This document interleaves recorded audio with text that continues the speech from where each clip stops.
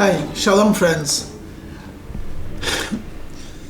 Sometimes people have described the World Olympics as excellence of the human spirit, very often excellence in the human physique. And it's an awesome spectacle to see athletes from all over the world give it all they've got. And it's very impressive.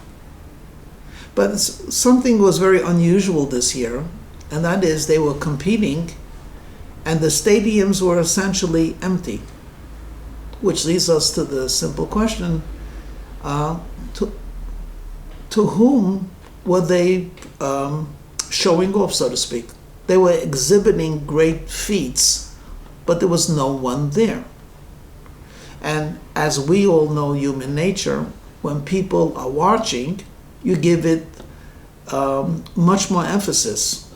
With supervision and admiration, you give it more than you're capable of giving. In other words, the spectators themselves actually give strength and energy.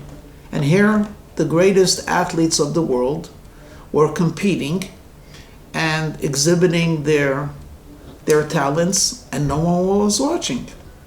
And of course you say, don't be silly. Of course, hundreds of millions of people were watching. They just weren't by the stadium, but they were watching through TV, internet, etc. Which caused me to think a little bit that imagine ourselves competing, but not with physical endurance, but with moral endurance.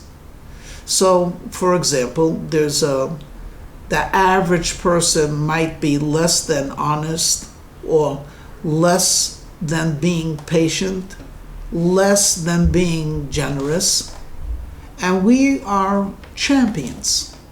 And we insist on being not the norm, but the extraordinary. So where other people take advantage of the weak and the poor, we don't.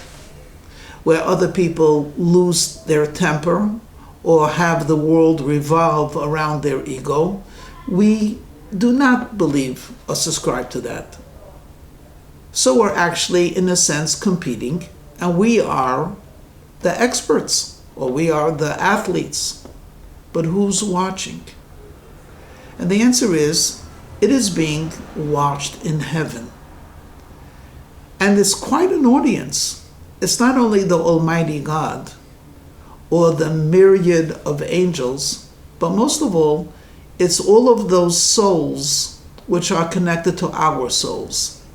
It might be grandparents, uncles and aunts, cousins, friends of a different world that preceded us, but are all intimately involved in our life in a way that we don't understand.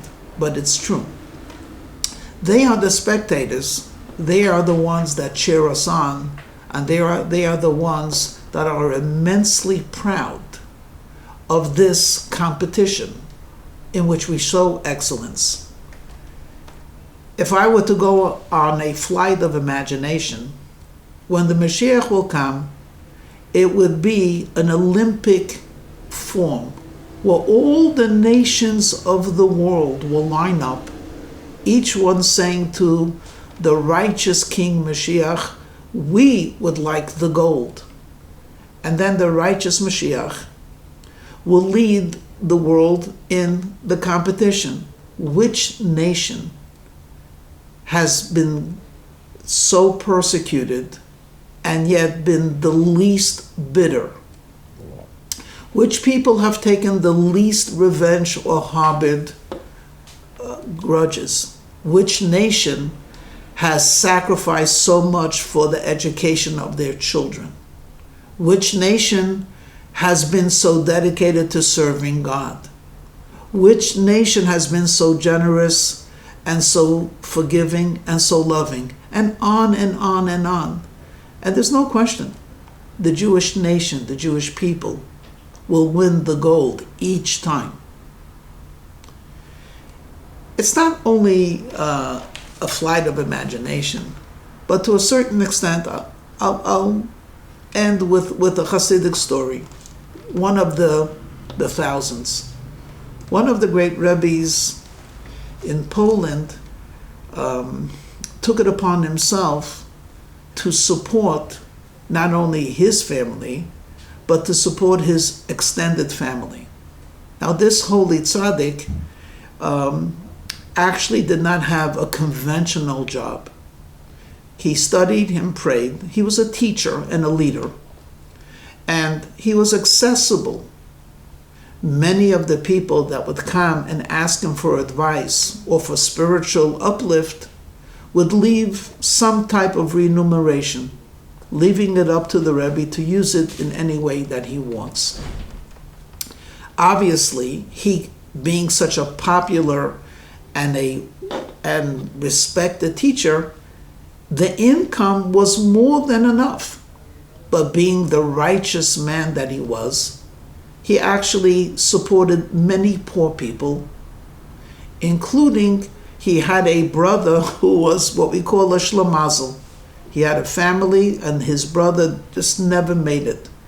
So this holy tzaddik took it upon himself to also support his shlamazel brother who had no luck. Well, this holy person also had people that spoke ill about him. As we all know, good people have often challenges from people who are not so good, who resent goodness.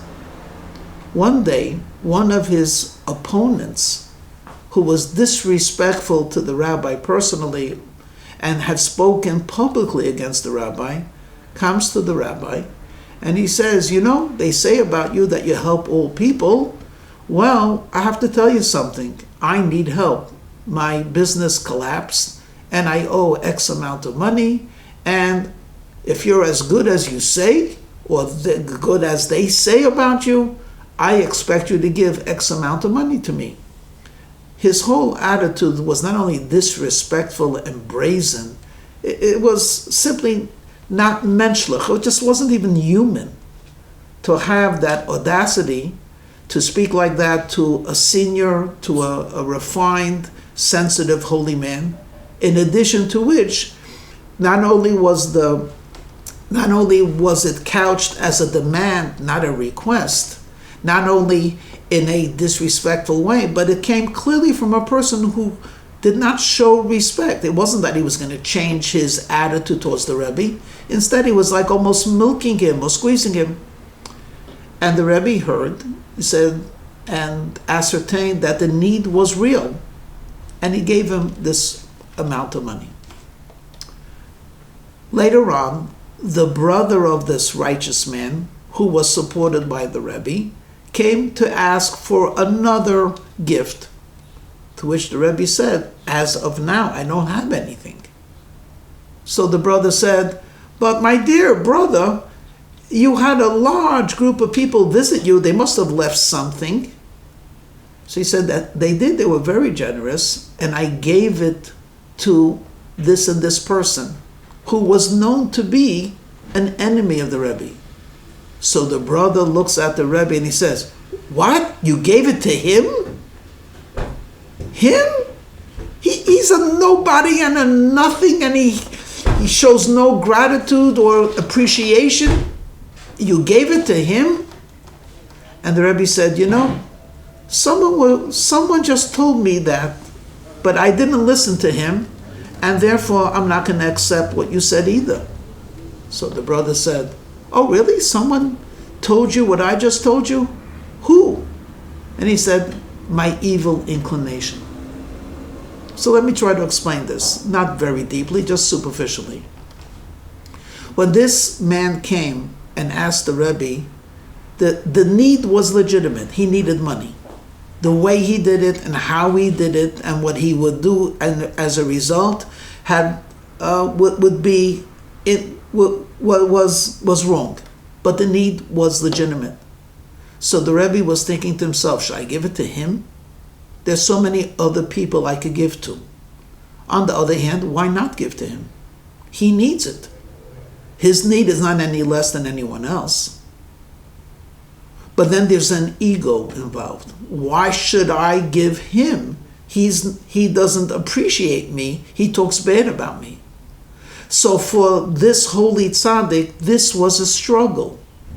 This was coming from the evil side, which, to pardon the expression, he never had. But within his own spiritual journey, this was the evil side. So he did not listen to him. Now, who knew about this? No one. Who would appreciate it? No one. But he won the gold because he did what was correct. We are a nation of champions. It will be recognized in the future. In the meantime, let's keep winning those golds. And may God bless each and every one of us with a happy and a healthy new year.